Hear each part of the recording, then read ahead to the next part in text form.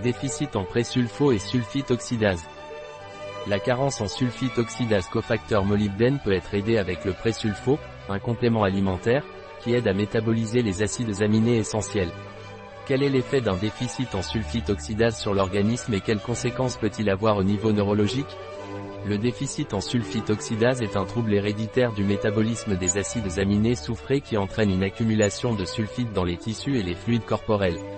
Cette condition peut survenir en raison d'un manque de l'enzyme sulfite oxydase ou d'un défaut dans la synthèse du cofacteur nécessaire à cette enzyme, connu sous le nom de molybdène, MoCo.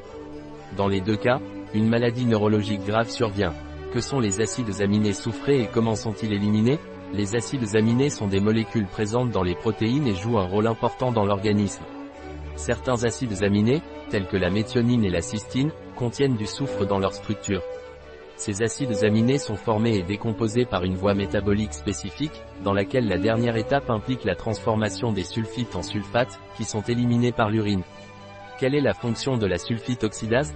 L'enzyme sulfite oxydase, avec l'aide du cofacteur molybdène, MoCo, convertit les sulfites en sulfates. Ce cofacteur est également essentiel au fonctionnement des enzymes xanthine oxydase et aldéhyde oxydase. Lorsqu'il y a un défaut dans le cofacteur MoCo, un déficit se produit dans les trois enzymes, ce qui a des conséquences cliniques et biochimiques. Une erreur métabolique de la sulfite oxydase implique une altération du métabolisme, où certains processus enzymatiques ne se produisent pas efficacement, ce qui peut conduire à l'accumulation de composés toxiques tels que les sulfites, qui sont probablement neurotoxiques.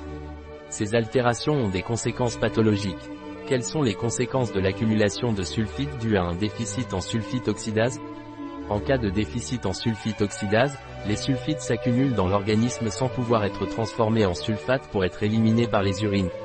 S'il y a une carence du cofacteur MoCo, les trois enzymes qui en dépendent ne fonctionnent pas correctement, entraînant une accumulation de xanthine et d'hypoxanthine, ainsi qu'une carence en acide urique. Qu'est-ce qui cause le déficit en sulfite oxydase et comment ce trouble génétique est-il hérité? Le déficit en sulfite oxydase est dû à des modifications génétiques, mutations, du gène SUOX, responsable du codage de cette enzyme.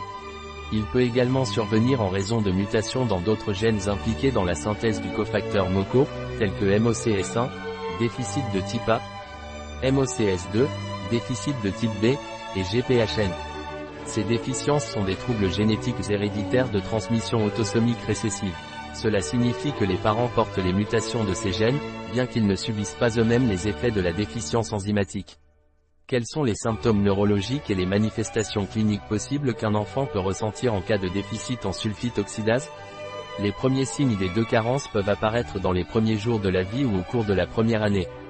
Dans le cas d'un déficit en sulfite oxydase, les symptômes cliniques sont principalement centraux au niveau du système nerveux et peuvent inclure une altération du tonus musculaire, des convulsions, des troubles du mouvement et, chez les patients qui survivent jusqu'à la petite enfance, un retard de croissance et un déplacement du cristallin.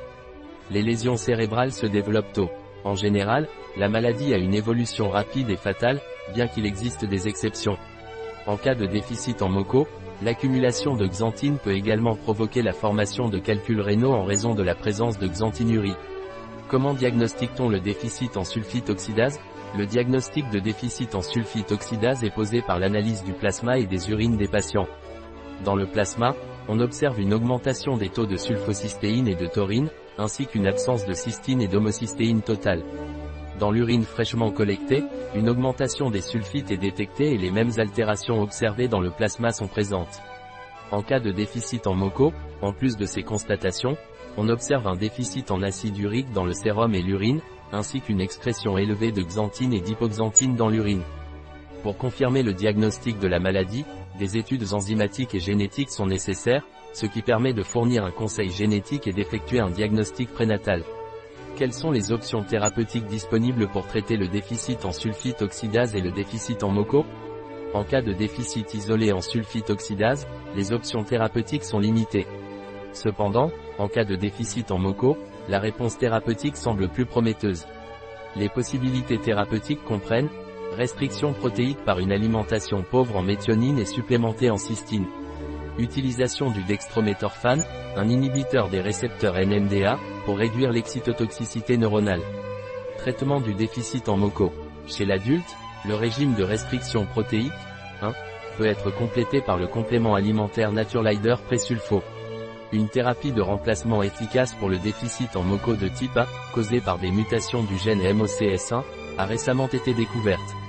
Cette thérapie de remplacement de substrat permet de restaurer les activités enzymatiques MoCo dépendantes en réintroduisant la pyranoctérine monophosphate cyclique, CPMP, premier intermédiaire de la voie de synthèse de MoCo.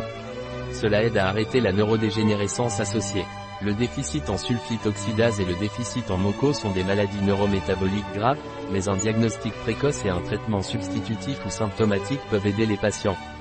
Fontaine, https://www.sanidad.gov.es /bibliopublic /publication /doc vol29-4 todieteticoenf metabolicas.pdf https://metabolicas.sjd hospital barcelona.org /ecm deficientia-sulfito-oxidasa-cofactor-molybdeno info qual-posibilidad-therapeuticas.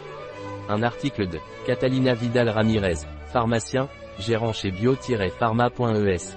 Les informations présentées dans cet article ne se substituent en aucun cas à l'avis d'un médecin.